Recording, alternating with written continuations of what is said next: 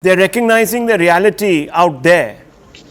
Here we remain in denial. Anytime anyone speaks about Hinduphobia, they're accused of being communal, of trying to push for some sort of Hindu revivalism.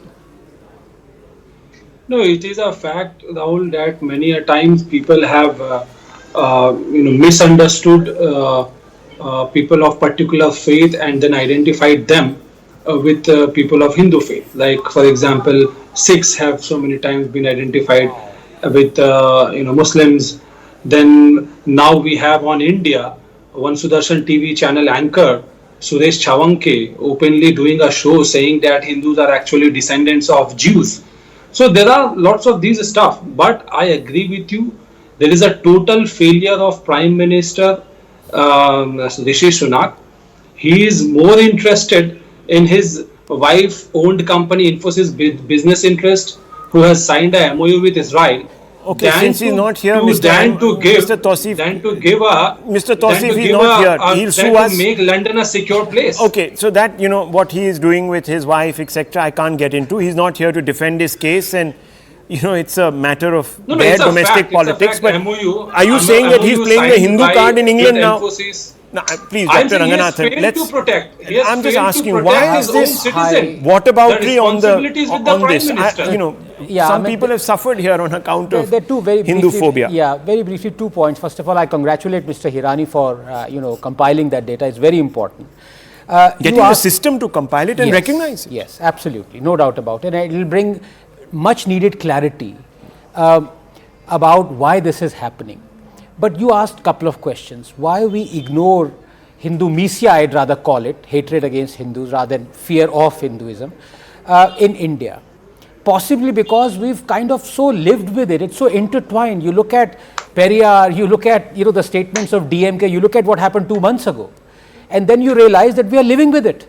And when you live with it, you somehow take it in your stride. And you kind of mix it, that line between trying to reform Hinduism and trying to make derogatory statements against Hinduism is kind of blurred in the place where Hinduism or any other faith originates. That's point number one.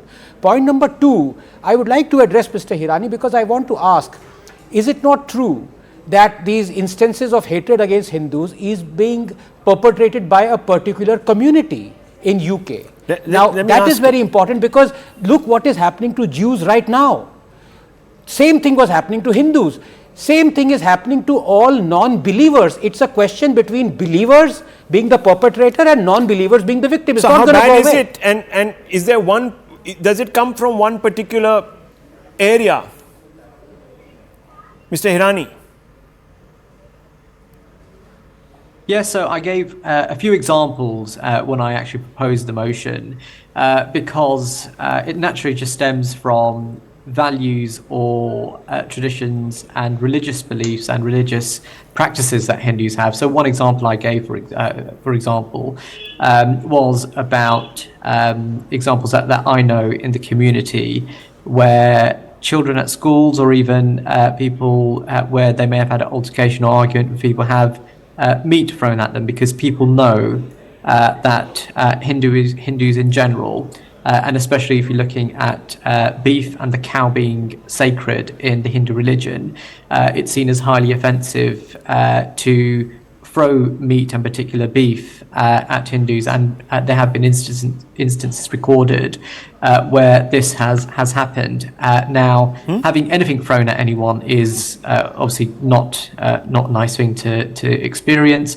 but in particular for a Hindu to have beef, as I said, the cow is a very sacred animal in Hinduism, just makes that crime even more worse, as if it were, compared to any other item that were to be thrown at Hindus. And that's just one example that I've picked out and cited.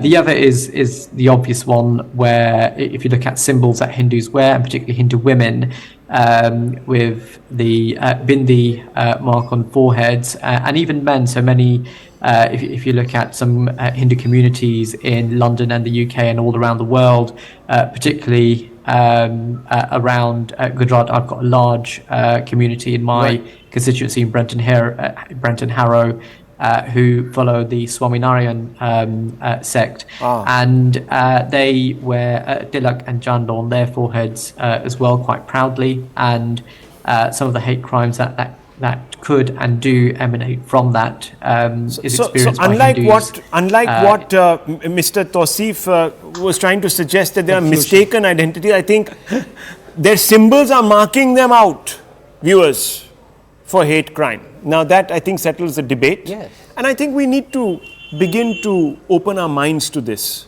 Hinduphobia, as Dr. Ranganathan calls it, I still believe that there are people who suffer from a phobia because they think that the faith is going to eviscerate their culture, etc., and they have a reluctance to sort of integrate. But that's a different argument, viewers. We can have that debate another time. But I think, Mr. Hirani, congratulations to you, and I hope that the other cities, Birmingham, where all that drama is happening on our screens, where temples are under siege, Dr. Ranganathan, and we know from whom, I just hope that those cities also wake up and get over their own hesitation on account of votes and banks and all of that. I'll leave it at this.